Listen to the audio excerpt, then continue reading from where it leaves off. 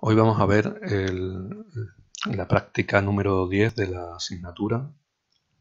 Dentro de lo que es la distribución de prácticas, pues estaríamos viendo la práctica dedicada a explicar el análisis semántico completo dentro del compilador del lenguaje Tinto. En la práctica anterior, en la práctica 9, explicamos cómo el compilador de Tinto requiere hacer dos pasadas para generar el árbol de sintaxis abstracta. En la primera pasada, que vimos en el vídeo anterior, lo que se construye es la cabecera de las bibliotecas y de las funciones que estamos analizando. Eso era importante, hacer esa primera pasada, porque de esa forma ya tenemos la información de cuáles son todas las funciones que están definidas en todas las bibliotecas que van a formar parte de nuestra aplicación, aunque realmente no nos hayamos detenido a analizar el código de esas funciones. En esta segunda pasada, en la que completa el análisis semántico que vamos a ver en este vídeo, vamos a hacer ya el análisis de las instrucciones que dan contenido a cada función, de manera que en esas instrucciones podría haber llamadas a funciones que ya sabemos si existen o no existen, o ya podemos comprobar si la función existe, si tiene ese tipo de parámetros y qué tipo de dato devuelve la función, etc. Eso es algo que en una primera pasada sería imposible de saber, puesto que podríamos estar analizando un código que tuviera una llamada a una función cuando todavía realmente no hemos llegado a la declaración de esa función. Bueno, eso ya lo tenemos resuelto con el primer analizador semántico, con el analizador semántico de cabecera, el que llamamos Tinto Header Parser, y en esta segunda práctica dedicada al análisis semántico, lo que vamos a ver es el segundo analizador semántico, que es el que llamamos Tinto Parser. El código de la práctica lo podéis descargar, como siempre, de la web, del enunciado de la práctica. En este caso, bueno, ya lo he descargado y lo he abierto dentro de Eclipse, y el código es este que tenemos aquí. Realmente el código es prácticamente idéntico al que vimos en la práctica anterior, en la práctica 9, solo que en este caso lo que vamos a ver es fundamentalmente, mientras que en la práctica anterior nos centrábamos en el parser de cabecera, en Tinto Header Parser, ya sea en la versión hecha a mano, que está dentro del paquete Tinto Parser, o bien mediante la versión hecha en la herramienta JavaCC, que está en el paquete Tinto.parser.jj, pues en esta ocasión vamos a centrarnos en el parser que llamamos Tinto Parser. Tinto Parser, ya sea la versión hecha a mano que tenemos aquí en el paquete Tinto.parser, o la versión hecha para la herramienta JavaCC, que estaría en el paquete Tinto.parser.jj, y sería el fichero tintoparser.jj que veremos a lo largo de este vídeo. Para realizar el analizador semántico completo, bueno, vamos a ver en primer lugar las excepciones que vamos a considerar en este caso en cuanto al análisis semántico del cuerpo de las funciones. Ya vimos en el vídeo anterior cómo habíamos creado una clase que llamamos Semantic Exception, que es una clase que nos permite describir las excepciones, los errores que podemos detectar desde un punto de vista semántico. Para describir errores de tipo léxico teníamos Lexical Error, para describir errores sintácticos teníamos Syntax Exception, y ahora para describir los errores de tipo semántico tenemos la clase Semantic Exception. Dentro de esta clase Semantic Exception, realmente en el fichero de cabecera, el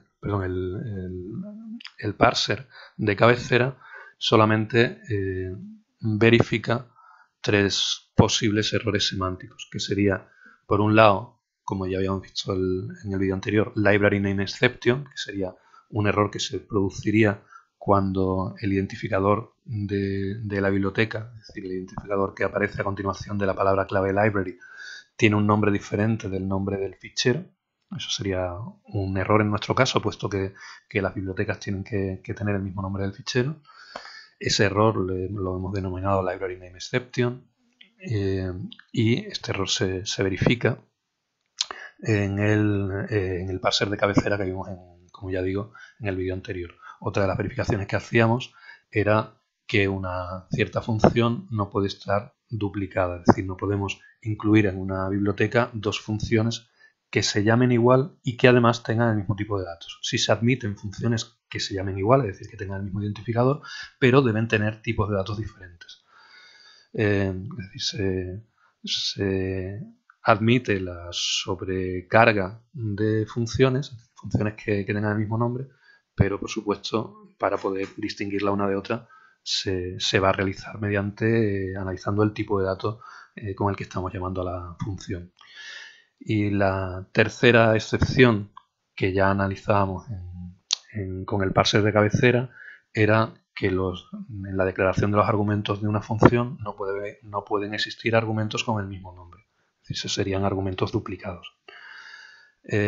A partir de este punto, pues vendrían dentro de la clase Semantic Exception todas las excepciones semánticas que sí vamos a tener en cuenta a la hora de hacer el parser del cuerpo de las funciones. Estos serían posibles errores que nos encontraríamos al analizar las instrucciones que forman el cuerpo de una función. El primer tipo de error semántico sería Type Mismatch Exception. Eso es un error de tipo genérico. Este error semántico lo vamos a indicar cuando, por ejemplo, tengamos expresiones donde estemos utilizando operadores sobre tipos de datos incompatibles. Por ejemplo, no podemos sumar dos boolean. La suma no se puede aplicar a tipos de datos boolean. Este tipo de errores serían errores de tipo de datos. Lo vamos a indicar mediante o la constante, en este caso, Type Mismatch Exception, sería un error de tipo. Vemos también Number Format Exception. Estos serían errores en cuanto a números. Estos serían errores que podemos detectar cuando los literales que describen los números típicamente son literales fuera de rango. Cuando analicemos un literal, una constante de tipo numérica, verificaremos que la constante que estamos leyendo pues tiene un valor asumible, es decir, que puesto que lo que estamos trabajando es con enteros, los enteros tienen un valor máximo, debe caber, el entero debe estar descrito en 32 bits, por tanto hay un valor máximo que puede tomar un literal de tipo entero. En caso de que el literal que estemos analizando se salga de ese rango, generaríamos una excepción de este tipo, Number Format Exception. También, la siguiente excepción, Unknown Library, sería la excepción que cometeríamos cuando estamos intentando hacer una llamada a una función de una biblioteca y resulta que esa biblioteca es una biblioteca desconocida. Típicamente nos habremos equivocado al escribir el nombre de la biblioteca, pues alguna letra nos habrá bailado y estamos intentando llamar a una función de una biblioteca cuando esa biblioteca no está entre las bibliotecas importadas y que tenemos ya cargadas dentro de nuestra tabla de símbolos. Invalid Condition Exception es una excepción que vamos a generar cuando analicemos la condición o bien de un if o bien de un while y nos encontremos con que no es una expresión booleana. Una condición debe ser una expresión booleana, es decir, cuando evaluamos una condición el resultado debe ser verdadero o falso. Si cuando analicemos la expresión que nos encontramos en un if o un while resulta que el tipo de dato que devuelve esa expresión no es un tipo de dato booleano, pues generaremos una excepción de este tipo. Invalid Return Exception es la excepción que generamos cuando el tipo de dato de una instrucción return no corresponde con el tipo de dato de la función. A la hora de analizar una instrucción return verificaremos que el tipo de dato que estamos devolviendo corresponde con el tipo de dato de la función en la que estamos encontrando esta instrucción. Duplicated Variable Exception es el error que generamos cuando declaramos variables dentro del mismo ámbito, declaramos variables con el mismo nombre. Esto es un error de variable duplicada. Unknown function exception es el error que cometeríamos cuando hacemos una llamada a una función, buscamos esa función en la biblioteca y no la encontramos. Es decir, estamos intentando hacer una llamada a una función que en principio no existe o que es desconocida. Unknown variable exception es el error que se comete cuando estamos intentando referenciar una variable y cuando buscamos esa variable resulta que esa variable no existe. Entonces generaríamos una excepción semántica, un error semántico de este tipo, unknown variable exception. Unreachable code sería código inalcanzable. Esto sería, este error lo cometeríamos cuando estamos intentando añadir instrucciones dentro de un bloque de instrucciones después de haber alcanzado un return. Es decir, si en un bloque de instrucciones tenemos una instrucción return, no tiene sentido añadir instrucciones que vayan por detrás, que vayan a continuación, puesto que sería código inalcanzable. Unfinished function serían los errores que cometeríamos si después de analizar el cuerpo de la función resulta que ese bloque de instrucciones puede no alcanzar un return. Nos encontraríamos con que la función, en principio, no sabríamos qué valor tendría que devolver. Bueno, pues estos serían los errores que verificaríamos, que vamos a tener en cuenta cuando hagamos el análisis ya completo dentro del compilador de Tinto, es decir, cuando hagamos el análisis semántico completo, pues serán las verificaciones que debamos tener en cuenta. El analizador semántico, como digo, completo, bueno, sería, o el que completa toda la fase de análisis semántico, estaría desarrollado en la clase TintoParser. Bien, ¿cómo llegamos a TintoParser? Esto es importante. Lo explicamos ya en el vídeo anterior. El compilador de Tinto lo que hace ahora mismo es lo siguiente. Cuando ejecutamos la aplicación del Tinto Compiler, compilador de Tinto, entraríamos en el método main y lo que hace es esto que vemos aquí. En primer lugar, calcula cuál es el directorio de trabajo. Sobre ese directorio de trabajo, en ese directorio de trabajo, lo que hace es realizar lo que vimos en el vídeo anterior, que sería la primera pasada, que lo realizamos como parser header. Parser header es un método que tenemos aquí abajo descrito, que lo que haríamos es, en primer lugar, dentro del directorio de trabajo, buscamos el fichero main.tinto, ejecutaríamos el parse de cabecera sobre main.tinto, esto nos genera una biblioteca, una declaración de una biblioteca, y lo que hacemos es añadir esa biblioteca a la tabla de símbolos. A partir de esta biblioteca, lo que hacemos es crear una pila de bibliotecas importadas. Todas las bibliotecas que hayamos importado desde esta biblioteca main, pues la añadimos a la pila y ahora empezamos a hacer un recorrido sobre todos los ficheros, haciendo un parser de cabecera sobre todos los ficheros que estemos importando. A su vez, al importar un fichero, estamos definiendo una biblioteca y esa biblioteca puede tener nuevas bibliotecas importadas. Por tanto, cada vez que hagamos el análisis semántico de cabecera sobre una biblioteca, vamos a estudiar su resultado, vamos a ver cuáles son las bibliotecas que se importan y las vamos a añadir a la pila de bibliotecas por analizar. En la pila, bueno, si nos encontramos con que hay bibliotecas repetidas porque aparecen importadas en varios ficheros, pues no lo vamos a repetir. Antes de analizar una biblioteca, vamos a ver si ya previamente la habíamos analizado. Todas las bibliotecas que estamos analizando dan lugar a un objeto library declaration y estamos añadiendo esos objetos dentro de la tabla de símbolos, dentro del objeto symbol table. Bien, cuando terminamos de hacer todo este recorrido y hemos analizado todas las bibliotecas, todos los ficheros que me describen todas las bibliotecas que forman parte de la aplicación que yo estoy compilando, pues el resultado es un objeto symbol table, un objeto tabla de símbolos, donde están toda la lista de todos los library declaration que yo he obtenido como resultado de ese análisis de cabecera. Bien, volviendo atrás, esto sería lo que obtenemos al hacer el análisis de cabecera, es decir, el resultado final del análisis de cabecera sería un objeto symbol table, es decir, una tabla de símbolos. Si la tabla de símbolos es nula, será porque nos hemos encontrado con un error grave y simplemente en ese caso generaríamos ya como salida error incorrecto. Si no es así, si la tabla de símbolos la hemos construido, no tiene un valor nulo, a partir de ese momento lo que nos meteríamos es en el segundo parser, en el parser que hace el análisis de los cuerpos de las funciones.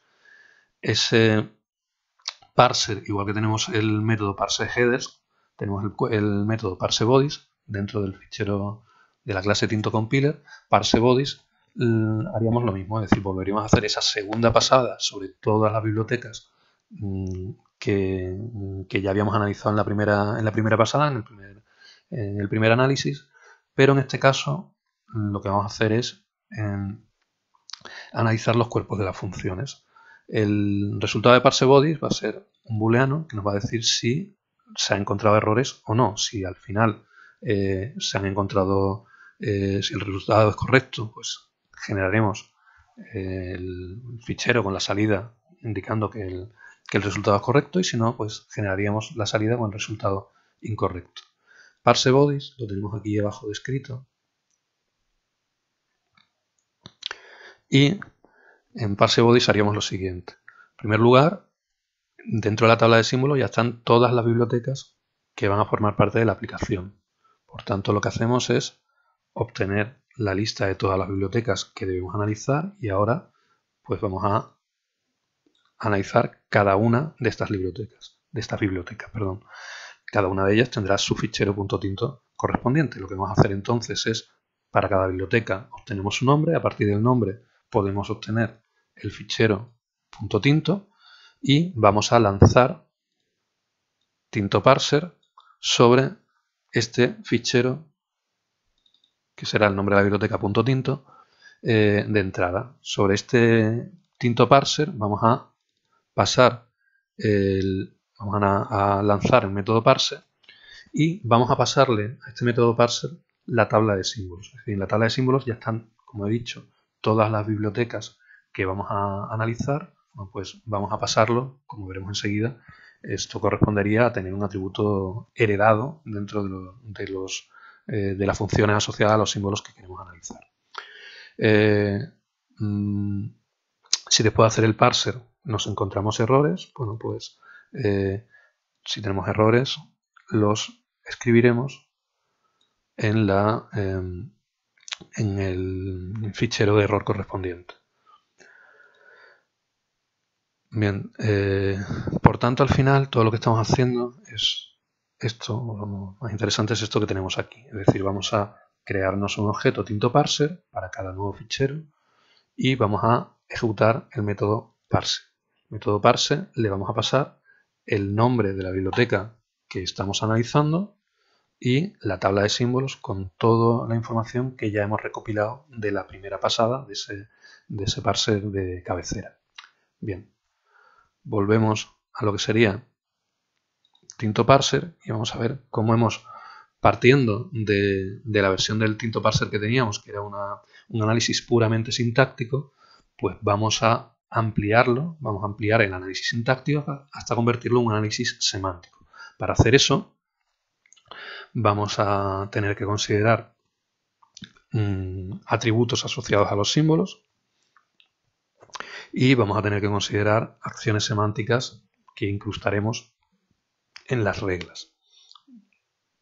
En cuanto al aspecto de la clase TintoParser, bueno, pues como el analizador sintáctico tendríamos los campos lexer, preptoken y nexttoken. Esto ya lo habíamos visto en la parte sintáctica. Tenemos también los campos dedicados al tratamiento de errores, que sería el contador de errores y el mensaje de error. El constructor le vamos a hacer una llamada con el flujo de entrada, igual que hacíamos con el analizador cuando era puramente sintáctico. Lo que hacemos es, a partir de este fichero, nos construimos el analizador léxico y leemos ya el primer token de ese fichero. El método parser es el método que como hemos visto, lanzamos desde el compilador. El método parser lo llamamos con el nombre de la biblioteca, el nombre del fichero que estemos analizando, y con la tabla de símbolos donde ya tenemos toda la información que recabamos en el parser de cabecera. ¿Qué hacemos? Bueno, pues inicializamos los errores a 0. Activamos esta biblioteca como biblioteca activa dentro de la tabla de símbolos. Esto nos va a permitir, dentro de la tabla de símbolos, cuando yo tengo asignada una determinada biblioteca activa, cuando yo tenga que buscar funciones, pues la buscaré dentro de la biblioteca activa. Si quiero hacer llamadas a funciones externas, puedo dentro de la tabla de símbolos buscar la biblioteca que sea a partir de su nombre y a partir de ahí buscar la función que sea. Pero en principio, dentro de la tabla de símbolos tenemos ya indicada cuál es la biblioteca que estamos analizando en cada momento. ¿Por qué es importante esto? Bueno, porque ese objeto, Library Declaration, será precisamente el objeto que estamos modificando para añadirle los cuerpos a las funciones de esa biblioteca, que sería la biblioteca activa. Bueno, pues una vez que lo hemos inicializado así, lo siguiente es hacer una llamada al símbolo inicial de esta gramática, sería ya una gramática atribuida. Y hacemos una llamada al símbolo inicial de la gramática con un atributo heredado, que sería la tabla de símbolos. Es decir, estamos utilizando SynTab, la tabla de símbolos, como atributo heredado. Incluso en este caso, como atributo heredado del símbolo inicial de la gramática. También podemos ver que Compilation Unit ya no devuelve nada. ¿Por qué no devolvemos nada? Pues porque realmente todo lo que estamos haciendo es añadir información a una estructura de datos que ya tenemos creada. No tenemos que crear una nueva estructura de datos, no tenemos que crearnos una nueva tabla de símbolos, sino que dentro de la estructura que almacena la tabla de símbolos vamos a añadir más información. Pero la referencia, digamos, la raíz del árbol de sintaxis abstracta va a seguir siendo la misma. Por tanto, no tenemos que devolver ningún atributo sintetizado, en este caso, para el símbolo inicial de la gramática. Bueno, pues vamos a ir viendo cómo sería esto. En primer lugar, vamos a ver cuáles serían las funciones auxiliares que vamos a utilizar para para desarrollar las diferentes acciones semánticas que nos van a hacer falta. Bueno, en este caso, lo que vemos aquí serían las funciones de tratamiento de errores, ya lo habíamos visto. Y a continuación, esto sí es nuevo respecto al analizador sintáctico, esto lo estamos añadiendo para convertir el analizador sintáctico en un analizador semántico. Vamos a ver, en primer lugar, dos tipos de métodos que estamos añadiendo a ese analizador sintáctico inicial, que serían métodos que desarrollan las verificaciones semánticas. Todos esos métodos van a tener un nombre que va a empezar con el prefijo verify, y métodos dedicados a desarrollar las acciones semánticas, que van a ser métodos que van a empezar por el prefijo action.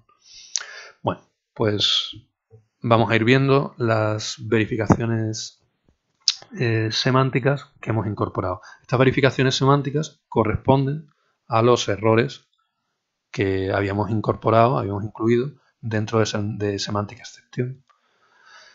Bien, ¿cuáles serían estos métodos de verificación semántica? El primero que hemos incluido, Verify Enrichable Code.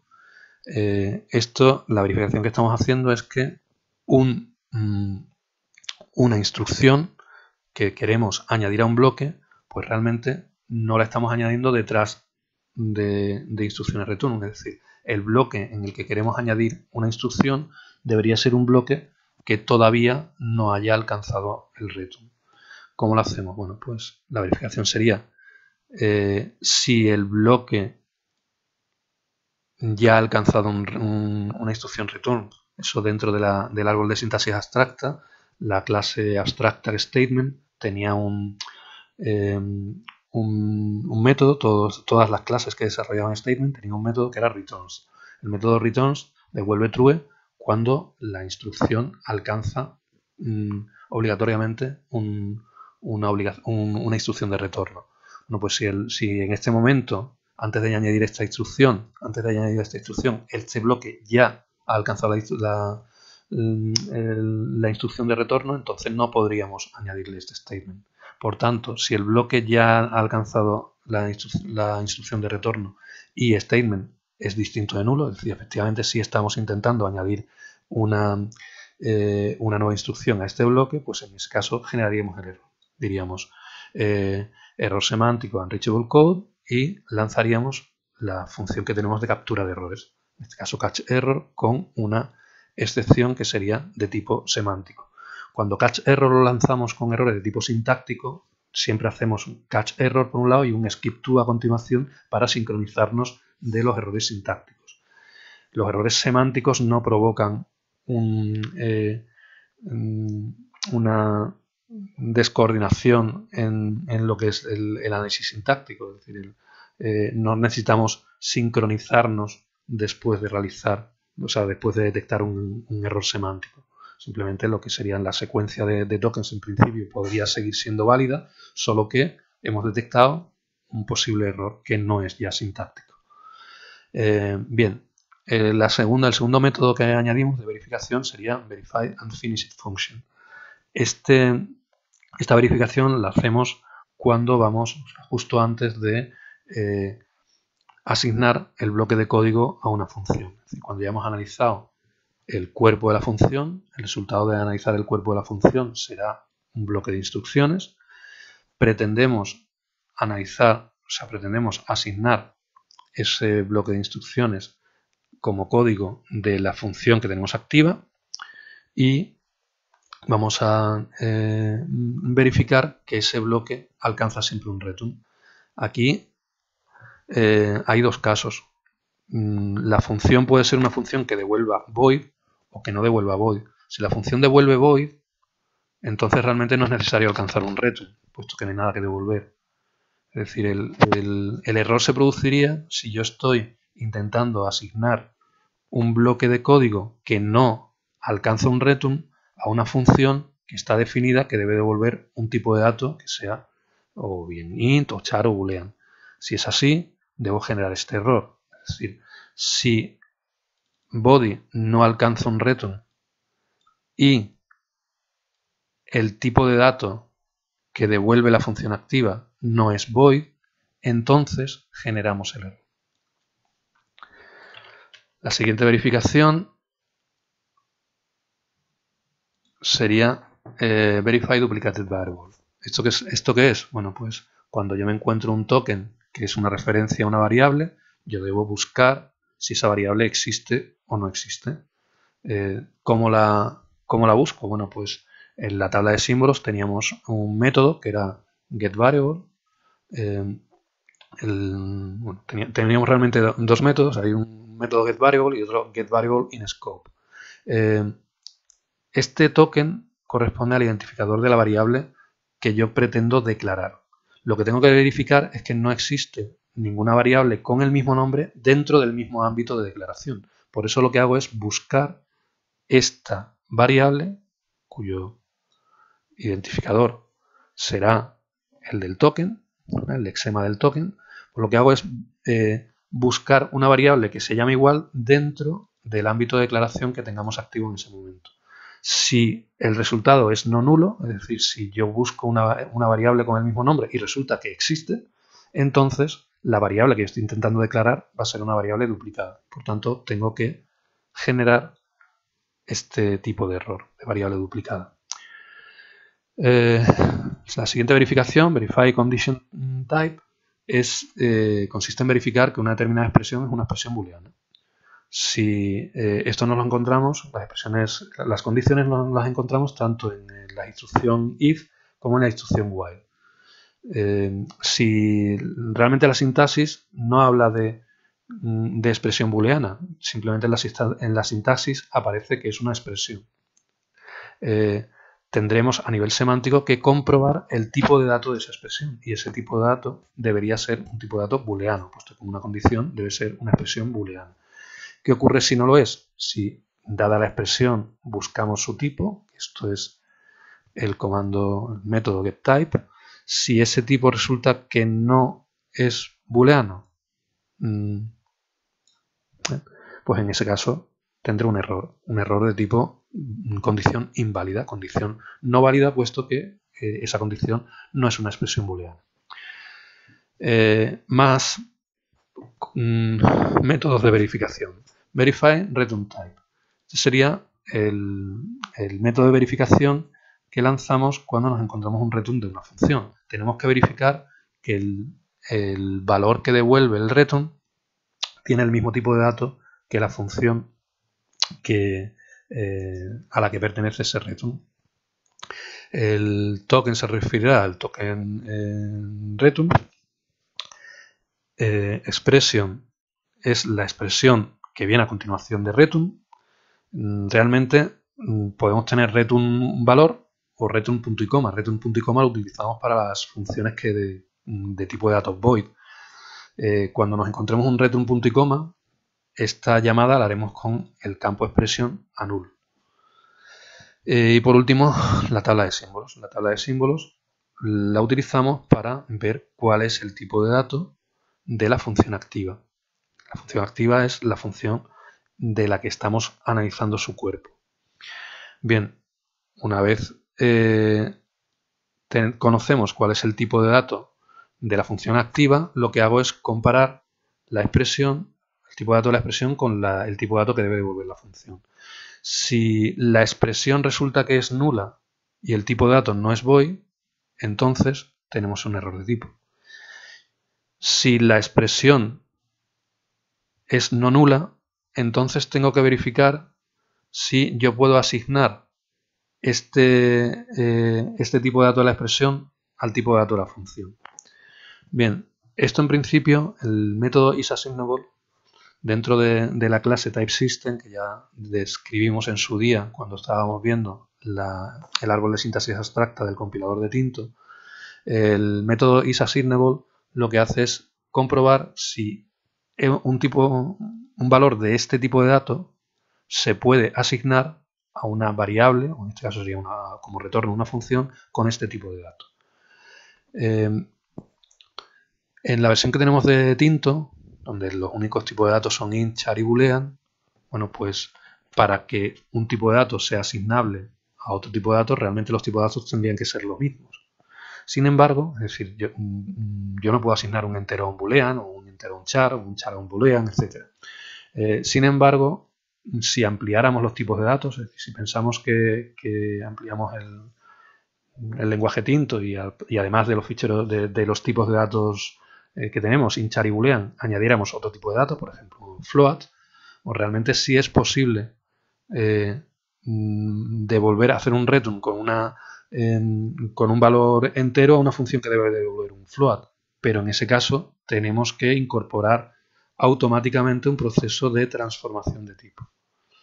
Ese es el tipo de cosas que tendríamos que incluir dentro del método isAssignable. A este nivel, donde el lenguaje Tinto que estamos utilizando, el tipo de datos es muy sencillo, pues realmente isAssignable simplemente compara que el tipo de dato de la expresión corresponda con el tipo de dato de la función. Si no es así, generaremos un error de tipo retorno inválido. Más verificaciones. Variable desconocida. Esto será una verificación que nos encontraremos, que tenemos que hacer al analizar expresiones cuando nos encontremos con la referencia a una variable. La variable evidentemente tiene que existir y si no es así, si no existe, tenemos que dar un error. Lo que hacemos es a partir del token, este token contiene realmente el identificador de la variable, pues con el lexema de ese token hacemos una búsqueda de esta variable en la tabla de símbolos. Esta variable, en este caso no estamos utilizando el método getVariableInScope, que sería buscar la variable exclusivamente en el ámbito de mayor nivel, en el ámbito en el que podemos declarar variables, sino que la estaríamos buscando dentro de todos los ámbitos que estamos utilizando. Es decir, este método getVariable hace una búsqueda recursiva de la variable por todos los ámbitos de declaración. Si el resultado de hacer esa búsqueda es nulo, quiere decir que la variable no existe, no ha sido declarada. Y por tanto, generaríamos el error de variable desconocida. Verify Async Types es una verificación semántica que vamos a lanzar cuando nos encontremos con instrucciones de asignación.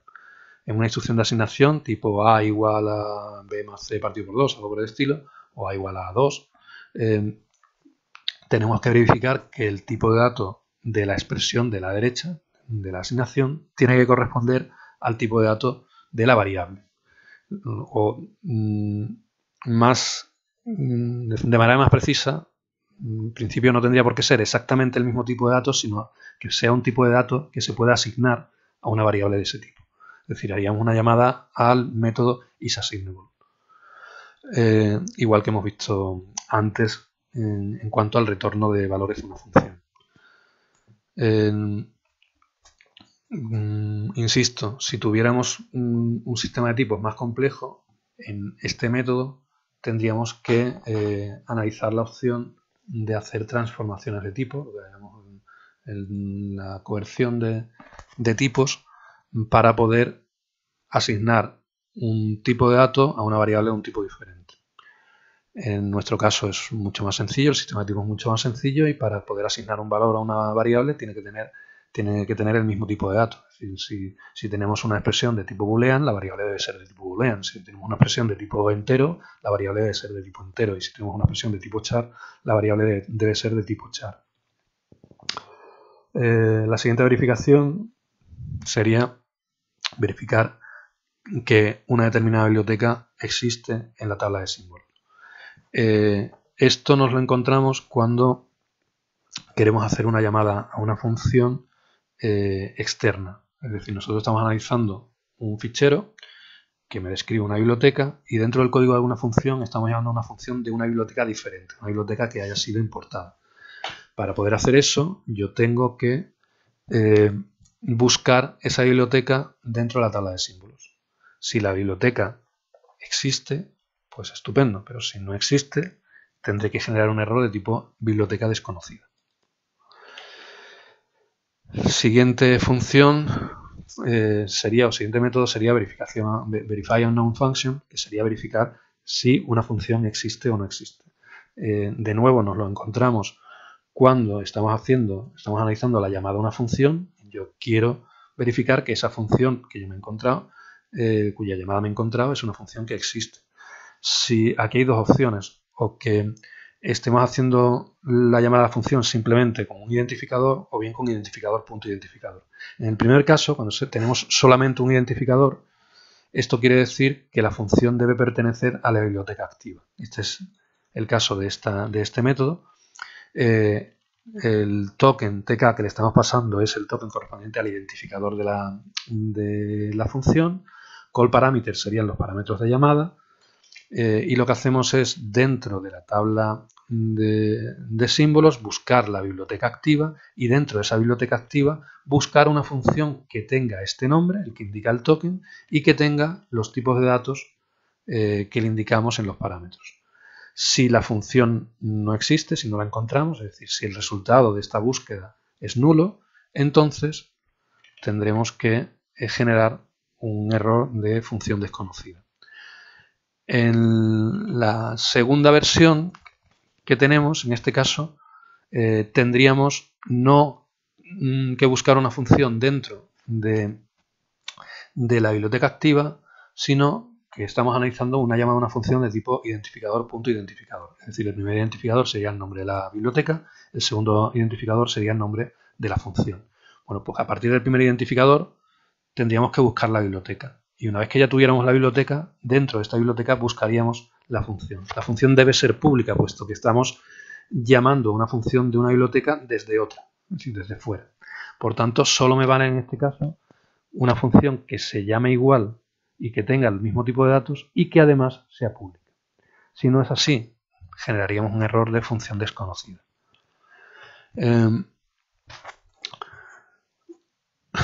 Otra verificación semántica a realizar, verify boolean types. Esto es una verificación semántica que nos vamos a encontrar a la hora de analizar operadores lógicos, el AND y el OR. Los operadores AND y OR deben aplicarse a expresiones de tipo booleana. Hay que verificar que la expresión de la izquierda y la expresión de la derecha de un AND o de un OR tienen que ser expresiones booleanas. Si no es así, generaríamos un error de tipo, un type mismatch. Siguiente, verify relation types. ¿Esto qué sería? Pues los operadores relacionales serían el mayor, menor, mayor igual, menor igual, el igual y el distinto. aquí hay dos opciones. Por un lado, los operadores relacionales de igual y distinto se aplican a todos los tipos de datos. En ese caso tenemos que comprobar que los tipos de datos sean comparables. Dos tipos de datos son comparables, bueno, pues si son tipos de datos que podamos comparar mediante la igualdad o la desigualdad. Si no es así, si estamos intentando comparar un boolean con un entero, pues generaríamos un error de tipo. Y para poder comparar con los operadores mayor, menor, mayor igual y menor igual, los tipos de datos no es que sean comparables, sino que tienen que ser ordenables. Es decir, yo no es que esté comparando si son iguales o distintos, sino que uno sea mayor que otro. Eso es algo que, por ejemplo, con boolean no tiene sentido. No podemos poner true mayor que false. Eso nos debería dar este tipo de error. A pesar de que las expresiones en principio están bien construidas, el hecho de que el operador mayor tenga que aplicarse a tipos de datos ordenables, pues hace que generemos un error si nos encontramos con cosas como true mayor que false. Los datos de tipo char son ordenables, los datos de tipo entero son ordenables, los datos de tipo boolean no son ordenables. En cuanto a los datos comparables, pues podemos comparar un boolean con un boolean, un char con un char o un int con un int. Siguiente método, verify boolean type, pues debemos verificar que una expresión es de tipo booleano. Este es la verificación semántica que utilizamos asociada al operador lógico NOT. El operador lógico NOT lo tenemos que aplicar, igual que el AND y el OR, lo aplicamos a dos expresiones. El operador NOT es un operador unario, se aplica a una única expresión. Tenemos también Verify Numeric Type. Esta es la verificación que utilizamos para el cambio de signo, para el operador unario de cambio de signo. Por eso hay una única expresión. El cambio de signo es algo que solamente se puede aplicar a valores de tipo numérico. Es decir, podemos hacer un cambio de signo a un valor de tipo int, pero no a un boolean ni tampoco a un char. Más verificaciones. Verify numeric types sería la verificación que realizamos sobre las expresiones, sobre los tipos de datos de dos expresiones que nos encontramos en operadores binarios aritméticos, es decir, la suma, la resta, la multiplicación o la división. Esto es algo que solo podemos aplicar a datos de tipo numérico, es decir, podemos sumar dos datos numéricos, restar dos datos numéricos, multiplicar dos datos numéricos o dividir dos datos numéricos, pero no podemos sumar, restar, multiplicar o dividir booleans, por ejemplo. Eso nos generaría un error como el que estamos viendo, de error de tipo. Verify integer types es la modificación que se utiliza para analizar el módulo. El módulo como operador es un operador que tiene sentido sobre datos de tipo entero, no sobre datos de tipo coma flotante. En el sistema de tipos que tenemos tan sencillo para Tinto en estos momentos, bueno, pues el único tipo numérico que tenemos es int y por tanto verificar que un tipo de datos numérico o que un tipo de datos sea entero, pues nada más que tenemos el int es tanto un tipo de dato integer como un tipo de dato numérico. Sin embargo, si tuviéramos más tipos de datos, pues si tuviéramos por ejemplo int, long, float y doble, bueno, pues int y long serían tipos de datos enteros, es decir, podríamos utilizar el módulo sobre tipos de datos int y también sobre tipos de datos long, pero no podríamos usarlo sobre float ni sobre doble. Sin embargo, sí podemos sumar, restar, multiplicar y dividir tanto los int, long, el float y el doble. Insisto en que esto no es algo que utilicemos en este momento, puesto que el lenguaje Tinto tiene solamente los tipos de datos int, char y boolean. Por último, la última verificación que hacemos es verificar los valores de los literales. Los literales de tipo entero debemos verificar que estén dentro de rango. Si resulta que al convertir el lexema del literal en un valor entero nos encontramos con un error. Como veis, está metido dentro de un bloque try catch. Si al hacer el parse int del lexema que tenga el literal, si al hacer ese parse int se genera una excepción, entonces tenemos que generar un mensaje de error de formato numérico incorrecto. Realmente es un error de fuera de rango. Bien, pues todos esos serían métodos, funciones que debo tener en cuenta a la hora de hacer verificaciones semánticas. Es decir, estas serían las cosas que yo tengo que comprobar. Cuando hago un análisis, o sea, una gramática atribuida, aparte de lo que son definir los atributos, tenemos que definir las acciones semánticas. Bueno, pues lo que hay a continuación serían funciones que vamos a utilizar como acciones semánticas. La primera, action add argument type, sería la que utilizamos para añadir un tipo de dato a una lista de tipos de datos. Esto lo usamos para analizar la cabecera de una función, saber cuál es su identificador y cuáles son sus tipos de datos, y en base a esa información hacer la búsqueda de la función activa. Simplemente add argument type lo que hacemos es añadir este tipo a estos argumentos, generando una nueva lista de tipos de datos de argumentos. Action add statement es una función que lo que hace es añadir una instrucción a un bloque de instrucciones. Si la instrucción es nula, pues no añade nada, pero si no es nula hay que añadirle este bloque. Antes de añadirla tenemos que verificar que el bloque no ha alcanzado ya un return, es decir, que este statement no es un código inalcanzable. Y por lo demás, los bloques tienen un método que es addStatement. Lo que haríamos sería añadir la instrucción al bloque con block.addStatement stm. Action set function body es la acción semántica que vamos a llamar cuando tengamos que asignar el cuerpo de la función a una determinada función que ya teníamos predeclarada. Antes de hacer eso, verificamos que el bloque corresponde a o sea, alcanza un return asociado a la función. Esto es lo que habíamos visto como verify unfinished function, es decir, verificamos que el bloque es válido como bloque asociado a la función activa, y a continuación pues buscamos la función activa y ejecutamos setBody, que esto es asignar este bloque como cuerpo de la función. Action add declaration es una acción que lo que hace es añadir la declaración de una variable.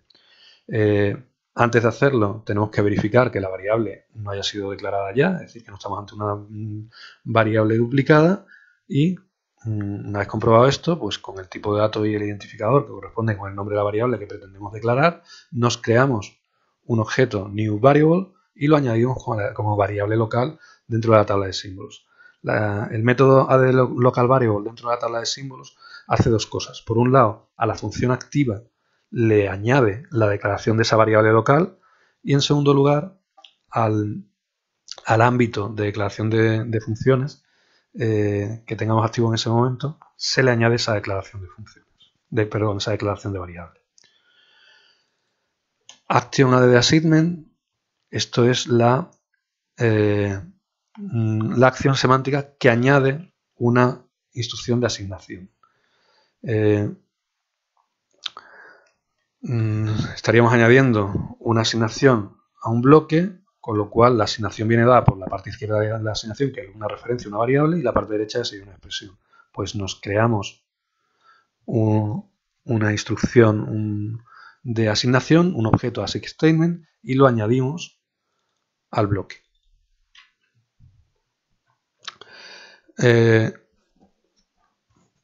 Action get statement from block. Esto es una función curiosa que nos encontramos cuando tratamos las declaraciones de variables. Una declaración de variable en Tinto, al igual que esto se ha sacado del lenguaje C, C++, Java, de los lenguajes que estamos acostumbrados, en la declaración de una variable podemos incorporar su valor inicial y además en una declaración podemos definir varias variables. Es decir, podríamos hacer cosas como int x igual a 0, y igual a 1. Es decir, dentro de la misma declaración podríamos estar declarando varias variables y además asignando asignando valores a varias variables. Cuando analizamos la instrucción de declaración, entonces esas asignaciones las tenemos que incorporar al bloque. Es decir, dentro del bloque de instrucciones yo tendré que añadir la declaración yo tendré que incluir las instrucciones de asignación. Bien, pues una declaración va a dar como resultado un bloque y voy analizando ese bloque, voy a decidir cuántas instrucciones de asignación debo añadir. Puede que el bloque esté vacío. Si el bloque está vacío, action get statement from block lo que hace es devolver un null, como manera de indicar que el bloque realmente está vacío. Si el bloque está formado únicamente por una instrucción, lo que voy a devolver es esa instrucción. Y si el bloque tiene más de una instrucción, voy a devolver el bloque tal cual. Bien, más acciones. Action if statement es la acción semántica que se hace como resultado de encontrarnos con una instrucción if. Bueno, pues si le paso cuál es el token, que será el token del if, la condición, el statement, la instrucción para cuando la condición es cierta y la instrucción else, es decir, la instrucción cuando la condición es falsa, pues con eso hay que verificar que esta expresión es booleana, eso es el método verifyConditionType, y a continuación crear un objeto ifStatement. Será un objeto que ya habíamos descrito dentro de los paquetes del árbol de sintaxis abstracta del compilador de Tinto. Action while statement sería la acción semántica asociada a reconocer una instrucción while. Bueno, para una instrucción while tendríamos la condición y el cuerpo del bucle. Tenemos que verificar que la condición es una condición booleana, es decir, que es válida como condición, y a continuación pues nos creamos el objeto while statement. Action return statement, pues lo llamamos con un return y la expresión que venga a continuación, y lo que tenemos que ver es si esa instrucción de return es correcta o incorrecta. Es decir, tenemos que ver si la expresión es nula, quiere decir que nos hemos encontrado con un return punto y coma, un return sin expresión. Tenemos que verificar que la función devuelve un tipo void, o bien si tenemos un return valor, una expresión, que el tipo de dato de ese valor, de esa expresión, corresponde con el tipo de dato de la función que tenemos activa. Una vez verificado, bueno, pues devolvemos un objeto return statement. Todas estas acciones de if statement, while statement, return statement, devuelve un objeto de statement que describe la instrucción que nos estamos encontrando. La siguiente acción sería ASIC statement. Con ASIC statement tendríamos la variable de la parte izquierda de la asignación, la expresión de la parte derecha, y lo que hacemos es verificar que la variable existe y verificar que esta expresión podemos asignarla a esta variable. Sería verify a non-variable y verify ASIC types. El resultado de la acción pues es un objeto de tipo ASIC statement. Action call statement sería la acción semántica asociada a hacer una llamada, a reconocer una llamada a una función. Como vemos, hay dos action call statement. En el primer caso estaríamos haciendo una llamada a una función que llamamos simplemente con un identificador. Por tanto, el nombre de la llamada, la función que estamos llamando es una función que tiene que estar incluida dentro de la biblioteca activa. Bueno, pues verificamos que la función existe, la buscamos y nos generamos una expresión de llamada a función que encapsulamos en un call statement. La segunda acción semántica vinculada a esto la hacemos cuando la llamada a la función es con nombre de librería punto nombre de función. Sería la sintaxis que utilizamos para hacer una llamada a una función externa. En ese caso, a acción call statement tendría dos tokens, TID1 y TID2, que corresponden a, en el primer caso, el nombre de la biblioteca, el identificador de la biblioteca, y en el segundo caso, el identificador de la función. Bueno, pues lo que hay que hacer es verificar que la biblioteca TID1 existe, obtenerla, verificar que dentro de esa biblioteca existe una función que se llame como indica TID2, obtener la función y ahora, ya a partir de la función, generar un call expression y un call statement. Lo que nos queda son ya acciones vinculadas a expresiones. Tenemos action or expression, ejecuta una acción semántica que construye un OR entre dos expresiones, entonces sería expresión 1 OR expresión 2, y lo que vamos a hacer es generar un objeto binary expression donde el operador es el operador OR. Para eso tenemos que comprobar como verificaciones que tanto expresión 1 como expresión 2 son de tipo booleano, para poder hacer un OR entre estas dos expresiones. Action and expression, exactamente igual.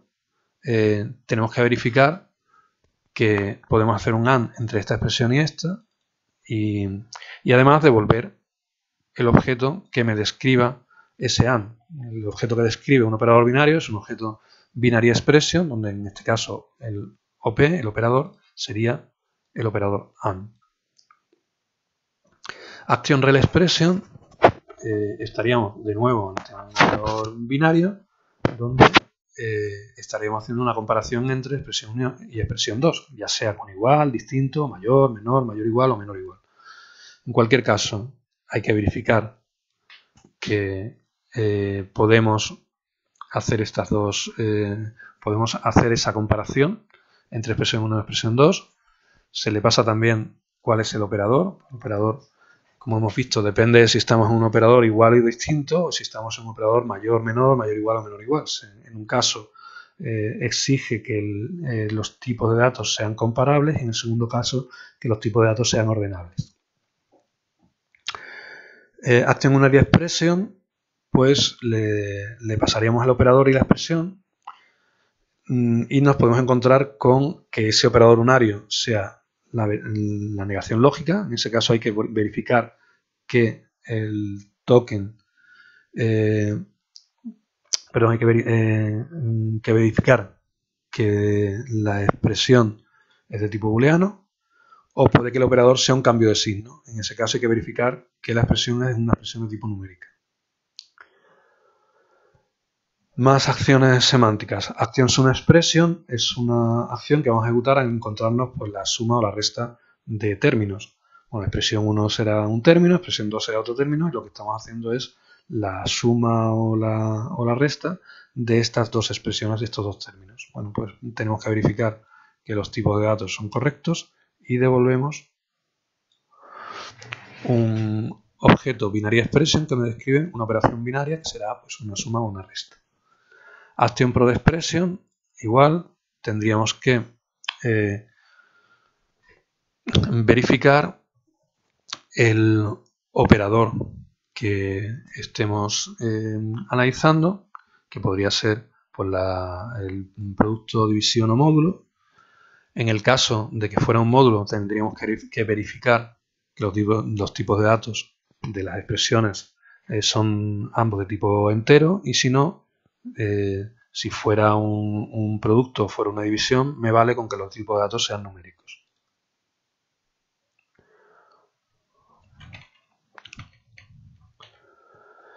Action integer literal sería la acción asociada a reconocer un literal de tipo entero. Verificamos que está dentro del rango y devolvemos un integer literal expression.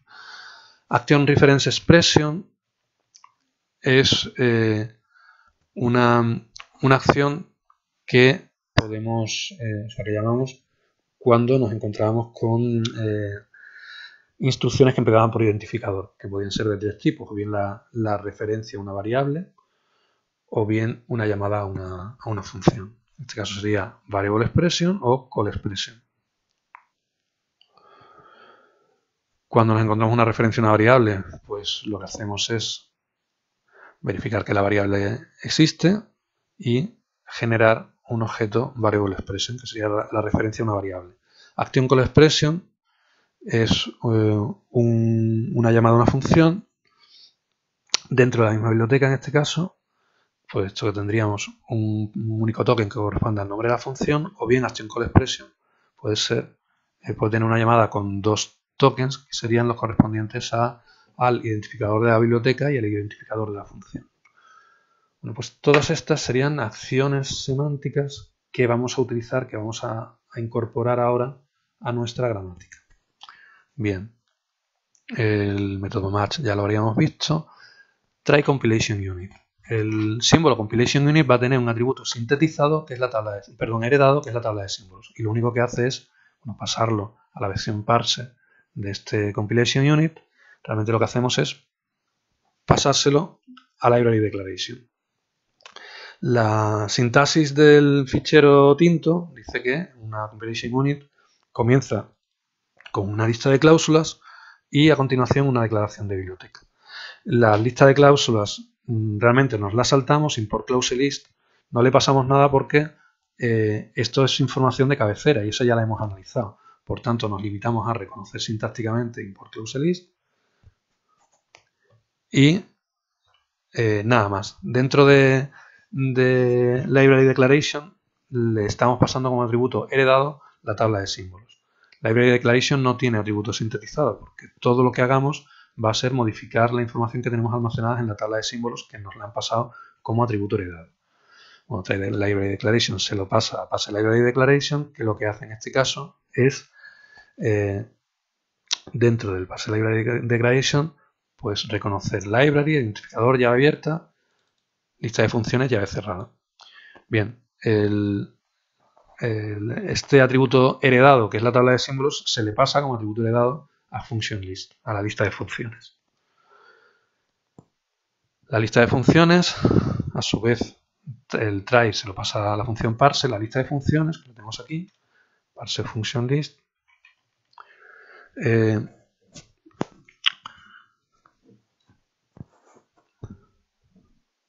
Lo que hace function list es meterse en una lista de function declaration. Function declaration ya sí es un símbolo que reconoce la declaración de una función. Todos estos le estamos pasando en la tabla de símbolos como atributo heredado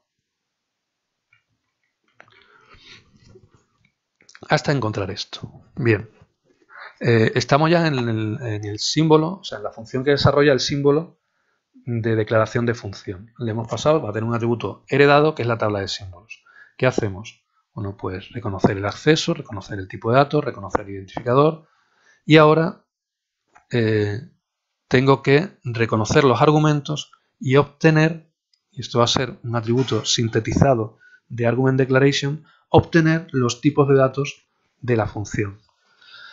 Con este identificador y estos tipos de datos yo puedo asignar la función que estoy reconociendo como función activa.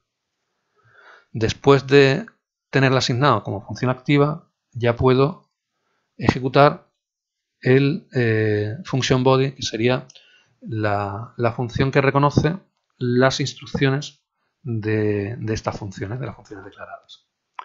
Bien, try access no devuelve nada, no tiene ni atributos heredados ni sintetizados, esto se queda tal cual. Try function type igual, los tipos de datos que devuelven las funciones ya los habíamos analizado en la cabecera, por lo tanto function type se limita a hacer un recorrido sintáctico, no introduce ninguna acción semántica. El símbolo type sí vamos a modificarlo, sí va a añadir un atributo sintetizado que va a ser el tipo de dato que nos hayamos encontrado. Es decir, type es un tipo de dato que pueda ser int, char o boolean. Entonces el símbolo try_type va a devolver el código asociado a ese tipo de dato. Será el parse type. Argument declaration hemos visto cómo lo que debe devolver es una lista de tipos. Los tipos los definíamos con códigos, pues esto argument declaration va a devolver una lista con los códigos de los tipos. Esa lista la construye argumentDec, que es esta función que tenemos aquí. ¿Cómo lo haríamos? Pues inicialmente me creo una lista vacía con los argumentos. Como veis, no es un array de cero valores, que correspondería a una declaración de una función que no tiene parámetros. Bueno, el argument declaration tiene, pues, o paréntesis abierto, argument list paréntesis cerrado, o bueno, podría generar un error. Si tenemos argumentos, si tenemos una lista de argumentos, lo que hacemos es que le pasamos este array de argumentos y nos va a devolver un array de argumentos con más argumentos definidos, con más tipos de datos de esos argumentos definidos. Argument list, vemos que le hemos pasado como atributo heredado un array de enteros y genera como atributo sintetizado otro array de enteros, que puede ser o bien el mismo array, porque hayamos llegado al final, o bien le añadiríamos más argumentos. Argument list, hacemos la llamada a tryArgument. Esto va a reconocer el tipo de dato de argumento y lo va a añadir a la lista. Eso es lo que estamos haciendo aquí. Reconocer la declaración de un argumento es tipo de dato, nombre del argumento. Tendríamos type e identificador. Bueno, realmente lo que necesito es saber el tipo de dato y coger este tipo de dato y añadirlo a la lista. El resultado es una lista que tiene un valor más. Es el tipo de dato que yo acabo de indicar. More Arguments pues sigue haciendo lo mismo. More Arguments le añade tipos de datos a la lista de argumentos.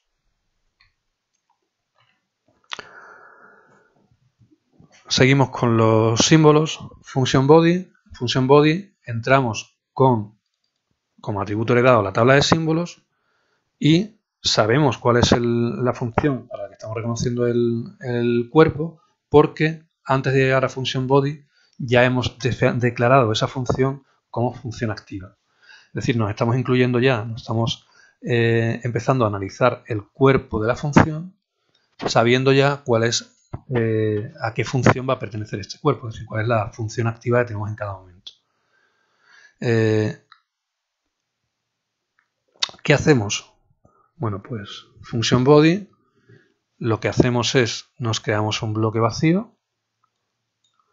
Ese bloque vacío se lo pasamos a tryStatementList, con lo cual nos lo va a rellenar de instrucciones y a partir de ahí vamos a asignar esta lista de instrucciones, este bloque, a la función activa. Sería la acción semántica ActionSetFunctionBody. tryStatementList le pasamos como atributos heredados la tabla de símbolos y el bloque en el que hay que añadir las instrucciones. Pues tryStatementList lo que hace es reconocer una instrucción, añadirla al bloque y seguir reconociendo instrucciones. Esto es el statement list, que recibe como atributo heredado la tabla de símbolos y el bloque al que hay que añadirle, es como si fuera un vector, y realmente no necesita atributo sintetizado, y por tanto el tipo de dato que devuelve es void, sigue siendo void. Try statement o parse statement es la instrucción, perdón, es el símbolo que reconoce una instrucción del lenguaje. Podemos encontrarnos con que la instrucción sea una declaración, una asignación, un if, un while, un return o un bloque. Bueno, pues en cada uno de esos casos lanzamos el símbolo correspondiente y el resultado de todas estas funciones que reconocen instrucciones es un objeto que representa la instrucción que se ha analizado. ¿De acuerdo? De manera que este statement es lo que devuelve parse statement.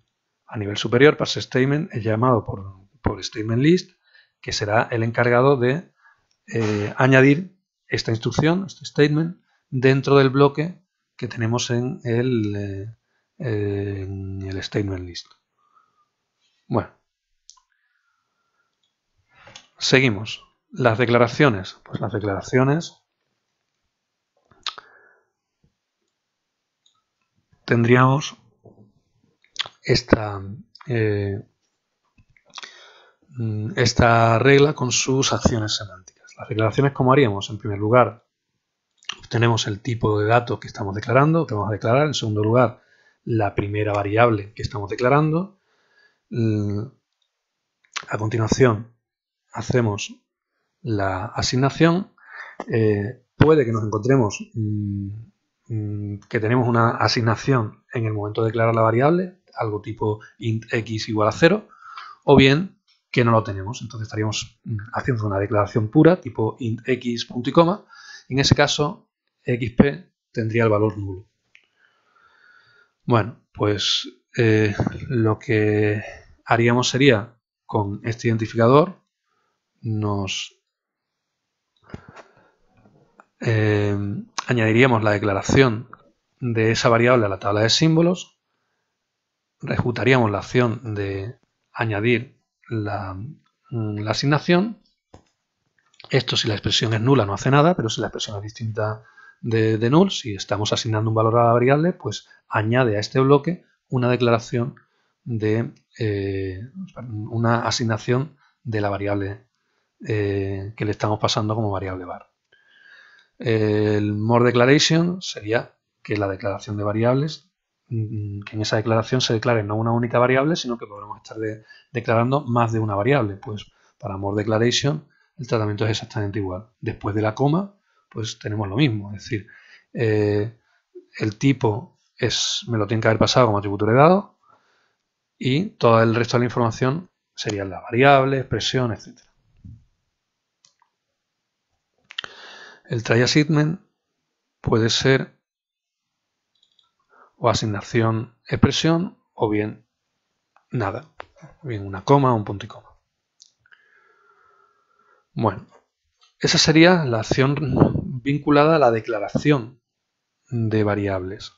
El siguiente tipo de instrucción es una instrucción if. ¿Cómo modificamos la instrucción if en el analizador semántico? Bueno, analizador sintáctico, simplemente comprobamos que se cumplía la gramática de la instrucción if. Ahora en el analizador semántico queremos algo más, queremos generar un objeto if statement. ¿Cómo lo hacemos? Bueno, pues reconocemos el if, reconocemos el paréntesis abierto, la expresión, paréntesis cerrado, el then statement y el else statement. Con eso teníamos ya la acción semántica que con toda esta información nos construía el objeto if statement, que es lo que devolvemos aquí.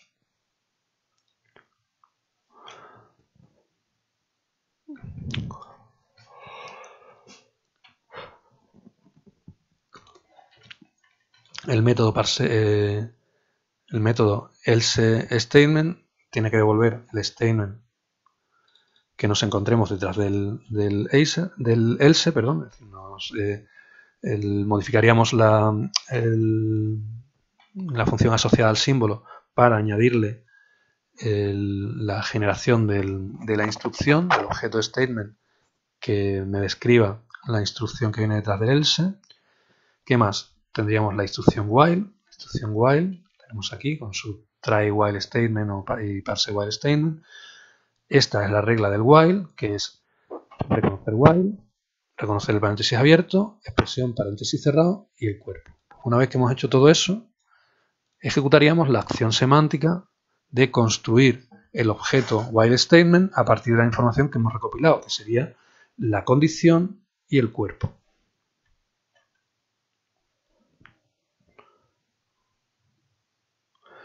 La siguiente instrucción sería el return. La instrucción return, pues tendríamos esta regla. Palabra reservada return, seguido de expresión opcional, que esto sería return expression, seguido de punto y coma, y cuando hemos recogido toda esta información, pues ya podemos ejecutar la acción semántica que habíamos llamado action return statement. Return expression puede ser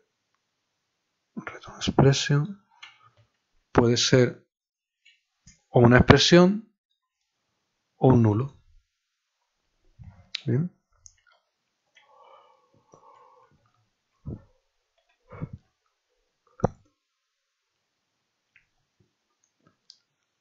Bien, digamos por el return, la instrucción, la no instrucción, que sería un punto y coma suelto, realmente lo que devuelve es un null. ¿De acuerdo? No hay que representar la no instrucción, pues directamente se pone un nulo y ya está. La instrucción id statement es una instrucción que comienza por un identificador. Ese parse id statement nos podemos encontrar con varias opciones, que sea una asignación, sea una instrucción de asignación, o que sea una instrucción de llamada a función, que a su vez esa instrucción de llamada a función puede ser de una función de la propia biblioteca activa o de una biblioteca externa. Bueno, en primer lugar reconoceríamos el identificador,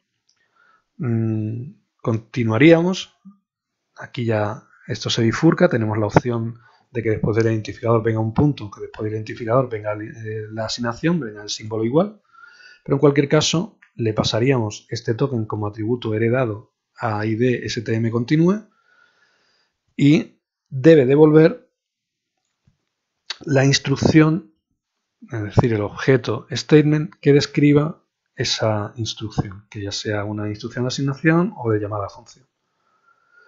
Bien, parse id statement continue sería, si después del identificador reconocemos un igual, estaríamos ante una instrucción de asignación. En ese caso, reconocemos la asignación, reconocemos la expresión y lanzaríamos la acción semántica action assign statement. Si detrás del identificador lo que me encuentro es un paréntesis abierto, entonces lo que tengo que hacer es reconocer los parámetros de la llamada y devolver un call statement que corresponderá a una función de la propia biblioteca que se encuentra activa en este momento. Si después del identificador lo que me encuentro es un punto, entonces lo que tengo es identificador.identificador, lista de argumentos, eso sería una llamada a una función externa, una función de una biblioteca que hemos importado. Bueno, pues reconoceríamos dot, reconoceríamos el segundo identificador, reconoceríamos las expresiones de la llamada a la función, call parameters, y ejecutaríamos la acción semántica action call statement que hemos visto antes. Para un bloque, pues lo que hacemos es reconocemos la llave abierta, nos creamos un ámbito de declaración dentro de la pila. Esto es importante, un bloque, es decir, llave abierta, instrucciones llave cerrada, abre un ámbito de declaración de variables, por tanto tengo que crearlo y cuando encuentre la llave cerrada tengo que eliminarlo, es decir, tengo que hacer un create scope al entrar y un delete scope al salir. Internamente lo que hay es una lista de instrucciones, así que lo que hacemos es que nos creamos el bloque y lo pasamos con el atributo heredado a esta lista. Al final lo que tengo que devolver como representación del bloque es este objeto block statement que me he creado aquí. Con eso terminaríamos todo el análisis semántico de las instrucciones. Cuando os pongo la gramática de Tinto, suelo distribuirla en tres bloques. Por un lado, en la parte, digamos, de alto nivel, del nivel de estructura. A continuación serían las reglas y los símbolos correspondientes a las instrucciones del lenguaje. Y por último, las reglas correspondientes a las expresiones.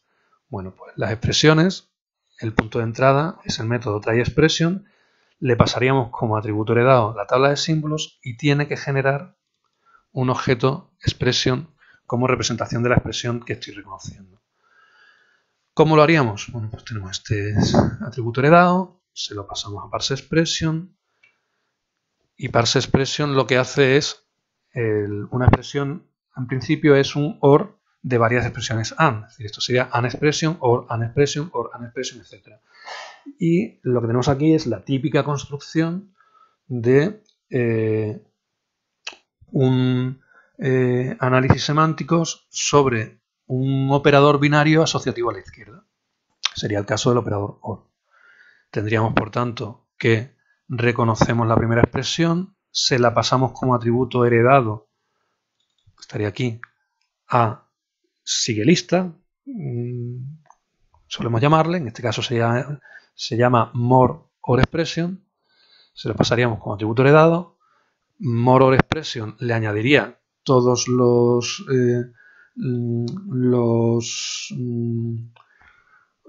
objetos OR, todas las estructuras OR del operador binario OR que fuera necesario, y me devuelve la expresión con esas estructuras de operadores OR. Y eso es lo que finalmente devuelvo. Esto que estamos haciendo aquí, ya digo, es la típica construcción de un operador binario asociativo a la izquierda, donde lo que hacemos, estamos hablando de una gramática LL1, lo que hacemos es reconocer el primer elemento, pasarlo como atributo heredado al siguelista, que siguelista genere la estructura completa como atributo sintetizado y copiar ese atributo sintetizado como resultado final de la expresión. Parse more expression lo que haría es encuentra el OR, encuentra la expresión, construye el OR de el atributo heredado, que es exp1, y del que acabo de reconocer, que es exp2. Con eso construyo el OR y se lo paso como atributo heredado a try more expression. More or expression añadirá lo que haga falta, lo devolverá como exp y es lo que se devuelve aquí. Como digo, esta es la construcción típica de un operador binario asociativo a la izquierda. Y una expresión AND, ¿qué es? Pues de nuevo es la aplicación de un operador binario asociativo a la izquierda, pero que en este caso es un AND. Lo que vamos a ver para el OR, la estructura es exactamente igual. Una AND expression, una expresión formada por el operador AND sería rel expression, AND, rel expression, AND, rel expression, etc. O sea, una lista de rel expression separadas por el operador AND, y la construcción es la misma. Es decir, cogemos el primer elemento de la lista, lo pasamos como atributo heredado al siguelista añade lo que haga falta, devuelve expresión, y eso es lo que se devuelve como expresión AND. Rel expression. Rel expression es la comparación entre dos expresiones aritméticas. Rel expression sería sum expression, que genera una expresión, y ahora more rel expression. En este caso no es una lista, sino que podríamos tener la expresión aritmética, digamos, suelta, o bien la comparación entre dos expresiones aritméticas. En more rel expression le pasamos como atributo heredado la representación de la primera expresión aritmética, y ahora lo que hace es lo siguiente. Si nos encontramos con igual, distinto, mayor, menor, mayor, igual, menor, igual, lo que hacemos es reconocer el operador, reconocer la segunda expresión y generar el operador relacional entre estas dos expresiones. Ahora bien, si no me encuentro nada de eso, lo que devuelvo es la misma expresión que me han pasado. Es decir, no le estoy a esa representación no le estoy añadiendo una capa superior del operador relacional, puesto que no lo estoy encontrando. El operador relacional pues sería igual, distinto, mayor, mayor, igual, menor o menor, igual. Y bueno, pasaríamos a suma expresión. Suma expresión es una expresión aritmética. Una expresión aritmética comienza con un posible operador unario, que esto podría no aparecer, podría ser ninguno, y a continuación vendría una expresión de tipo producto, lo que llamamos un factor. A partir de ahí, con el primer factor, nos construiríamos la aplicación del operador unario sobre ese primer factor, y a partir lo siguiente sería más factores. Continuaríamos la lista con más factores, donde nos podríamos encontrar estos más factores, pueden ser pues producto, división o módulo, y nuevos factores. Bien, el operador unario puede ser el not, el minus, el plus o ninguno, que no haya un operador unario.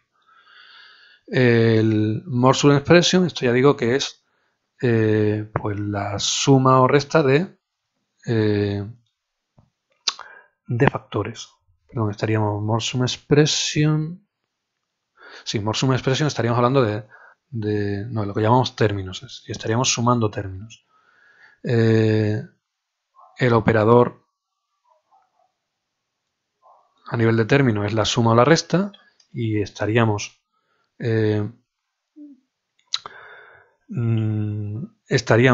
generando la estructura de datos correspondiente al operador binario suma o resta, sería el plus o el minus, la suma o la resta, y de nuevo tenemos la estructura gramatical correspondiente a término más término más término más término, etc. Si reconoceríamos el primer término, que es lo que es el product expression que hemos visto antes, al que le hemos podido aplicar el operador unario. Ese sería el primero. Lo pasaríamos como atributo heredado a more sum expression. More sum expression le añadiría los nuevos atributos, los nuevos operadores que nos encontramos, devolvería un atributo sintetizado y ese sería el atributo sintetizado final. Entonces, de nuevo, la estructura típica de un operador binario asociativo a la izquierda. El operador de suma puede ser el plus o el minus. Product expression es lo que llamamos habitualmente un término. Un término es un producto de factores, por tanto, un término es factor y ahora more product expression, que esto sería la lista de más factores multiplicados o divididos.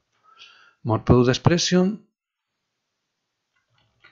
si nos encontramos una multiplicación, división o módulo, pues nos crearíamos una estructura de datos que exprese esa operación binaria, la acción semántica que hemos llamado antes Action Product Expression. Este término entonces sería un producto de factores. Un factor, tenemos por aquí abajo, try factor y parse factor. Un factor pueden ser o bien un literal, es decir, una constante, o bien una referencia, algo que comience por un identificador, o bien un factor puede ser una expresión general entre paréntesis. El literal, pues un literal podría ser de tipo entero, entonces ejecutaríamos la acción semántica action integer literal, o bien que sea un literal de tipo char. Aquí podríamos haberlo puesto en forma de llamada a una acción semántica, pero realmente lo único que hay que hacer es construir el objeto char literal expression. En el caso del literal de tipo entero hay que hacer algo más, aparte de construir el objeto, que sería verificar el rango del literal que estamos leyendo. En el caso de un char, pues no hay que verificar el rango. Literales son también true, que sería un boolean literal expression, o false, que sería un boolean literal expression. Las referencias empiezan por un identificador y aquí podríamos no encontrarnos nada más, entonces tendríamos una variable, o bien encontrarnos un paréntesis abierto, llamadas, expresiones, paréntesis cerrado, entonces el identificador sería el nombre de una función a la que estamos llamando, o bien que detrás del identificador viniera un punto. En ese caso estaríamos hablando de identificador punto identificador, que sería una llamada a una función de una biblioteca externa. Pues reconoceríamos el primer identificador, se lo pasamos como atributo heredado de reference continue, que continúa la referencia, y reference continue tendría como opciones que no me encuentre nada, entonces estaríamos hablando de una variable, que lo que me encuentre sea paréntesis abierto, entonces reconoceríamos los parámetros y haríamos una llamada con Action Reference Expression con el identificador y los parámetros, o bien que me encuentre identificador, punto, identificador, parámetros de llamada, que eso sería pues nombre de la biblioteca, nombre de la función, parámetros de llamada. Eso es lo que lanzaríamos, lo que le pasaríamos a Action Reference Expression. Ya lo último que nos queda es el tema de la function call. Esto sería reconocer paréntesis abierto, lista de expresiones separadas por coma, paréntesis cerrado. Bueno, pues con esa sintaxis de paréntesis abierto, lista de expresiones, paréntesis cerrado, lo que generamos es un objeto callParameters que habíamos visto en el árbol de sintaxis abstracta, que me permite almacenar una lista de expresiones. Y ese sería, bueno, pues el final de nuestro parser. Sé que es una explicación pues muy larga, pero lo que hemos ido haciendo es para cada símbolo vinculado bien a instrucciones o bien a expresiones, tenemos que plantearnos cuáles son sus atributos heredados. Prácticamente en todos utilizamos la tabla de símbolos como atributo heredado, puesto que es el almacén, el gran almacén de toda la información que hemos ido recopilando. En algún caso hay que ir pasando a algún otro atributo heredado, como puede ser un bloque de instrucciones al que haya que añadir más instrucciones, o bien una expresión cuando lo que nos encontramos es un operador binario y tenemos la típica regla, o las típicas reglas que describen operadores binarios en forma descendente, donde hay que pasar como atributo heredado lo que ya llevo reconocido. En otras ocasiones, por ejemplo, en las referencias utilizamos como atributo heredado el identificador que ya he reconocido y que me va a servir pues, para reconocer bien después detrás un punto, bien un paréntesis abierto o lo que sea. En esos casos pues, son también atributos heredados que estamos usando. Los atributos heredados los usamos o aparecen como argumentos de llamada de los símbolos asociados de las funciones asociadas a los símbolos, y los atributos sintetizados pues sería lo que devuelven esos símbolos. En muchos casos lo que se devuelven es void, porque realmente no estamos devolviendo información, sino que la estamos añadiendo a la tabla de símbolos. Esto es algo que nos pasa muchas veces. O bien añadirlo a la tabla de símbolos, o bien lo estamos añadiendo a un vector, a una estructura de datos que nos pasen como atributo heredado. Bien, este sería el analizador semántico que podemos hacer a mano. Tenemos la segunda opción que habíamos visto, que es el analizador semántico hecho con JavaC. Y vamos a verlo más rápido, pero veréis que es prácticamente igual. Tendríamos dentro de la definición en JavaC, pues nuestra clase TintoParser con nuestros campos asociados a la gestión de los errores. Tenemos el método parse, que hace pues, lo mismo que el método parse que habíamos hecho nosotros a mano. Estas son funciones de tratamiento de errores, que ya la tenemos explicada en clases, en vídeos anteriores. Exactamente igual que lo hemos hecho a mano, en este nivel habría que añadir todas las verificaciones semánticas, que son las mismas. Dentro, vuelvo hacia atrás, lo que nos encontramos aquí, debajo de las funciones asociadas con el tratamiento de errores, son verificaciones semánticas, verify unreachable code, verify unfinished function. Pues en la versión hecha para JavaC exactamente igual. Hay que definir, hay que incluir estas verificaciones semánticas dentro del código de la clase que desarrolla el parser. Vamos a ir viendo. Realmente es prácticamente igual, salvo que en los tokens, cuando queremos acceder al lexema de un token, mientras que en el código que hemos hecho a mano, para acceder al lexema de un token, hacíamos una llamada al método getLexem. En JavaC el lexema de un token es el campo imagen. Con lo cual, vamos a ver en algún caso donde nos haya hecho falta.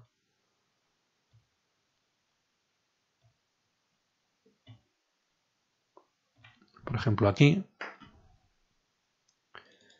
mientras que en Verify Integer Value hecho a mano tenemos la llamada a tk.getLexem.